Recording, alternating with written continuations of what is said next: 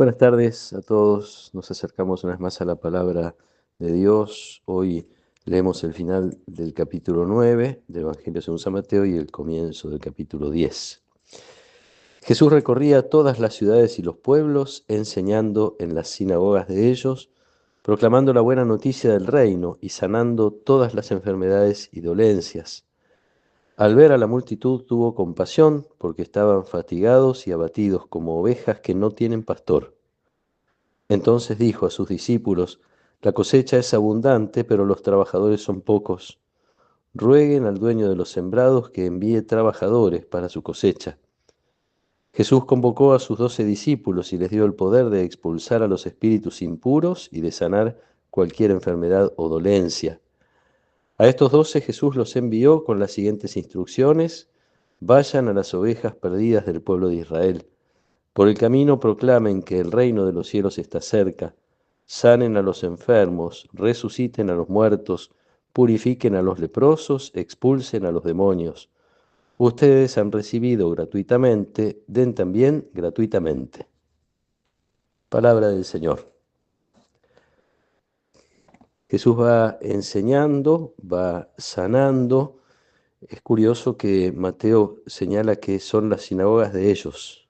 Ya ahí se ve alguna distancia de Jesús respecto de la práctica oficial, yo diría, de la religión. Va sintiendo, yo diría, sintiéndose humanamente limitado, porque ve toda esa multitud y se compadece porque faltan trabajadores, no hay personas que hagan lo que él hace, o, o no hay personas que lo hagan con su modo, con su estilo, con su compasión, con su corazón, en definitiva. Entonces elige, o mejor dicho, a estos 12 que ya había elegido, los reúne, los convoca, les da poder, los envía, como vemos en primer lugar al pueblo elegido, a las ovejas perdidas del pueblo de Israel.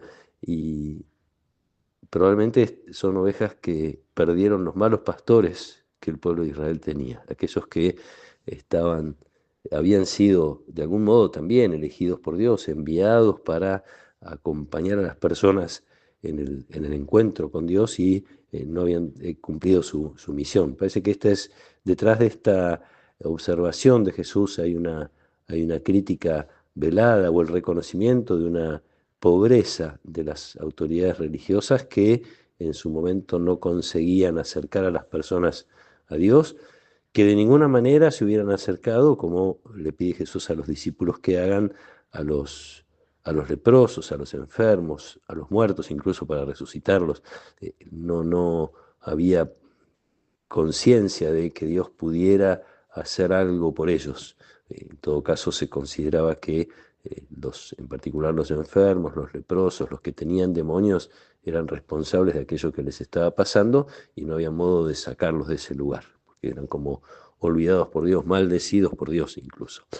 Entonces Jesús elige a estos y les pide también que recen, y nos pide, y nos elige, yo diría también, ¿no? Uno se siente en cualquier vocación, en cualquier estado de vida que nos haya puesto Dios, en nuestra familia, en nuestro trabajo, en nuestras actividades cotidianas, todos somos llamados. Acá no se trata solamente de los pastores, porque uno diría, bueno, los 12 están representando a los obispos, y en todo caso a lo mejor a los sacerdotes, pero de todas maneras es vocación de todos esto de trabajar con Jesús. Faltan trabajadores, faltan personas que anden por la vida compadeciéndose de las necesidades ajenas, haciendo todo lo posible para ayudar a quien está pasando por necesidades, haciendo lo posible para anunciar la cercanía del reino. El reino de Dios está cerca.